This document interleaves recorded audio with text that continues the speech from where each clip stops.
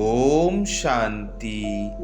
20/2/2024 প্রাত মুরলি বাপ-দাদা মধুবন।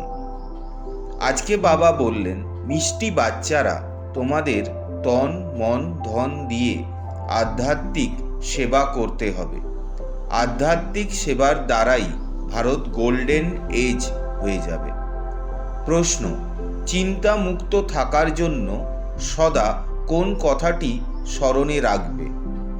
তোমরা নিশ্চিন্ত কখন থাকতে পারবে? উত্তর, নিশ্চিন্ত থাকার জন্য সদা স্মরণে রাখবে এই ড্রামা হলো একদম অ্যাকুরেট।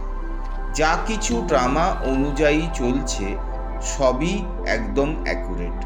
কিন্তু বাচ্চারা, এখন তোমরা নিশ্চিন্ত থাকতে পারছো না।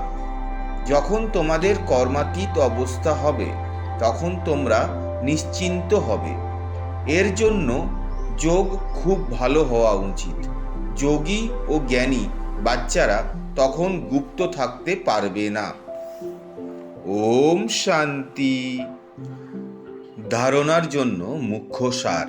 1 নম্বর, মায়ার বক্সিংয়ে হারবে না। পুরুষার্থে ঢিলেঢালা হয়ে বসে যাবে না। সাহসের সঙ্গে সেবা করতে হবে।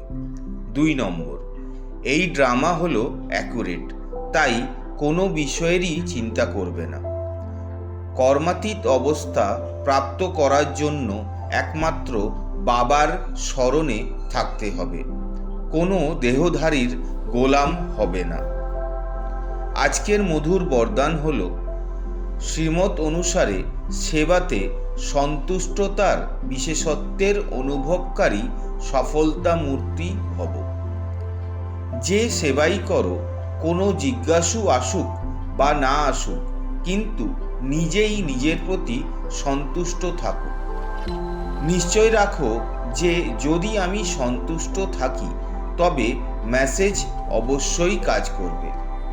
এতে উদাস হবে না।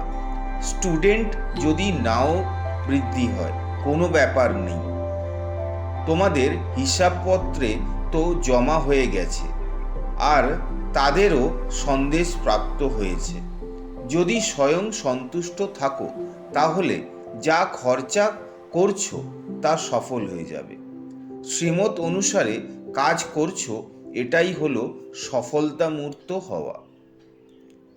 স্লোগান, অসমর্থ আত্মাদেরকে সমর্থি দাও, তো তাদের আশীর্বাদ প্রাপ্ত হবে। শুক্রিয়া বাবা। ওম শান্তি।